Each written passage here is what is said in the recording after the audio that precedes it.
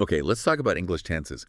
Do they ever, make you feel like you're stuck in some kind of linguistic time warp? Oh, definitely. Constantly second guessing if you're saying it quite right. Yeah, exactly. You're not alone there. So today, we're on a mission.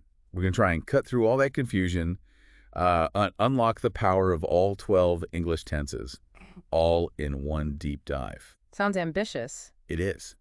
But the goal isn't just like listing rules. It's about getting the meaning behind each tense, how small changes give different shades of meaning, right? and crucially, when to pick which tense in a real conversation. Think of it as a shortcut to sounding more precise, more expressive. And that's valuable for everyone, really, whether you're aiming for fluency, prepping for big conversations, or just want to get your thoughts across more accurately. Mhm. Understanding these differences is, well, it's fundamental. It's about moving past just getting by. To really owning it. Exactly. Owning your voice in English. Okay, let's unpack this then. Let's dive into the world of tenses, and we'll start firmly grounded in the present. Makes sense. Start now. Right. Kicking things off with the present tenses. We all use the simple present, she studies every day, daily habits. But let's go a bit deeper. What else is it really doing? That's a great point. Because it's not just habits, it's our go-to for solid facts, right? Yeah. Water boils at 100 degrees Celsius, permanent states too. Okay. But here's something maybe less obvious. We use it for fixed future events, like schedules. Ah, like the train leaves at 7 p.m. Precisely. It's not a guess, it's on the timetable. It gives the sense of factual certainty, something that just is. Interesting. Less about when, more about that it is. Yeah, got it. Okay, so from those constants, let's look at actions happening right now. Present continuous. Capturing movement, what's unfolding. Structure's familiar. Subject plus amesar plus verbing. They are watching a movie. Simple enough. Seems simple, yeah. Yeah. But it's about actions happening right this second, or, around now. Like your example, I'm learning English today. Right. It doesn't mean every second. No, but the process is ongoing today. And here's another layer. It often signals temporary situations. Temporary. Yeah. Yeah. I'm living with my parents this month. It suggests it's not permanent. It captures the fluidity of the present moment. Okay, that makes sense. Now, Yeah. the present perfect, this one often trips people up, I find. It's a big one. But it's so useful. It bridges past and present. Structure. Yeah. Subject plus have-has plus past participle. She has finished her homework.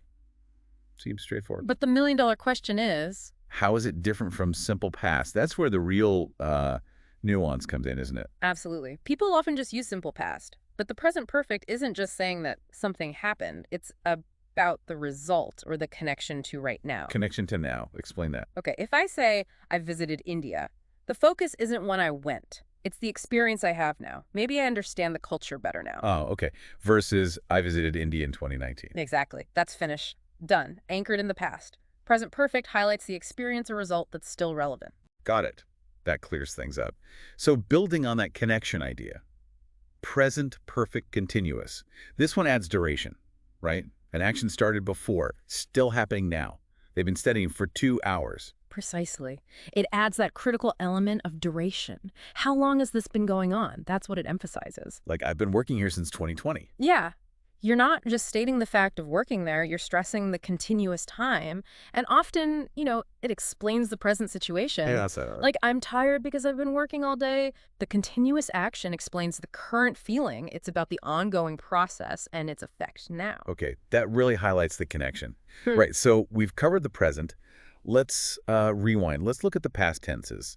Not just finished stuff, but how we build stories, sequence events. So cause and effect in the past, yeah. First up, simple past.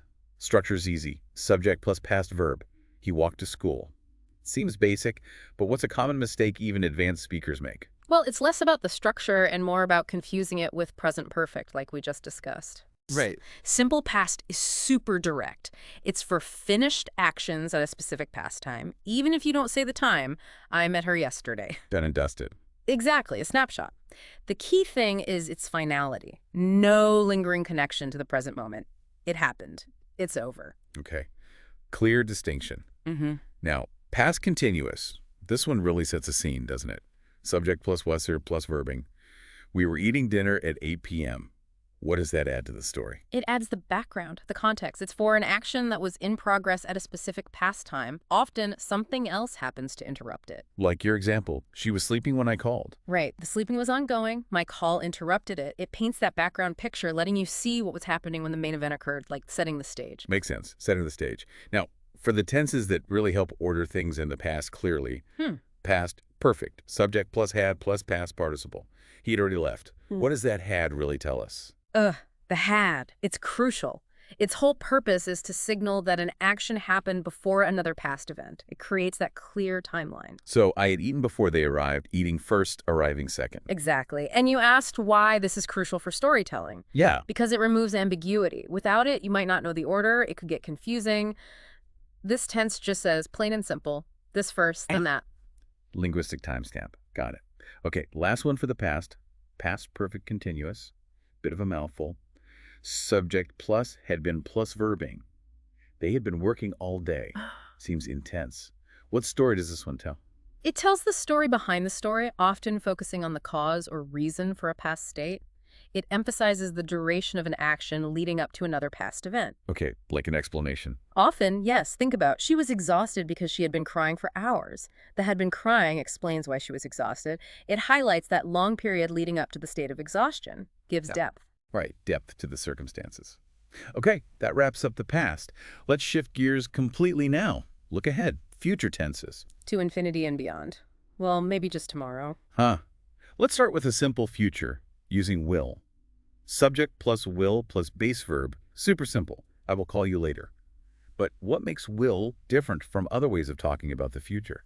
Good question. What's interesting about will is often its spontaneity or lack of prior planning. Spontaneity. Yeah, it's used for future facts, sure. The sun will rise tomorrow, but also for decisions made right now at the moment of speaking. Like, oh, the phone's ringing, I'll get it. Exactly. The spontaneous offer or decision. It can also be for promises or predictions, maybe without strong evidence. It's very direct, sometimes feels quite immediate. Okay, spontaneous will. What about be going to? Structure. Subject plus amazar going to plus base verb. They are going to travel next month. How's that different? Well, be going to usually signals a plan or intention that already exists. Premeditated. Kind of. If I say, I'm going to start a new course, it suggests I've thought about it, maybe even signed up. There's an existing intention. Or evidence for a prediction. Right. Look at those dark clouds. It's going to rain. You see the evidence now. So, be going to often implies more certainty based on present factors or prior plans. Okay.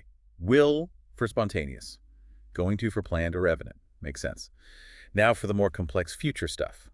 Future perfect. Subject plus will have plus past participle. He will have finished by 5 p.m. Why do we need this? Why talk about something finished in the future? That's a great way to put it. We need it to set a future deadline or a point of completion. It tells us an action will be completely finished before a specific future time or event. Like looking back from the future. Exactly. By next year, I will have graduated. You're projecting to next year and saying the graduation action will be in the past from that future point. It's key for planning, setting goals, talking about future achievements. Okay, focusing on completion by a future point. And finally, the big one. Future perfect continuous. Subject plus will have been plus verbing. She will have been studying for 3 hours. What specific situation calls for this tense? This one is all about emphasizing the duration of an action leading up to a specific point in the future. Duration again, but looking forward. Right. It describes how long an action will have been in progress when that future moment arrives. By 8 p.m., we will have been working for 12 hours. It highlights the sheer length of the activity leading up to that 8 p.m. mark, focusing on the accumulated time. Accumulating time up to a future point. Wow. Okay, we did it. That's all 12 English tenses. Congratulations, everyone listening. You made it through. Yeah, that was quite the journey. It is a lot to take in at once. Totally. It's complex stuff. Absolutely. So don't worry if your head's spinning a little. That's normal. You can always, come back to this, pause it, absorb it bit by bit. Real mastery, especially with those subtle differences, it just comes from practice, using them consciously. Definitely. And to help with that practice, check out the description for this deep dive. We've put together a PDF summary of everything. Oh, handy.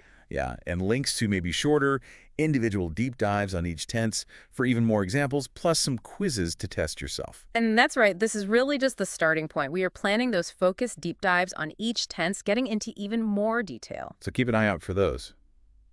All right, final thought then. What does mastering all this? Hmm. What does it really mean for you, the listener?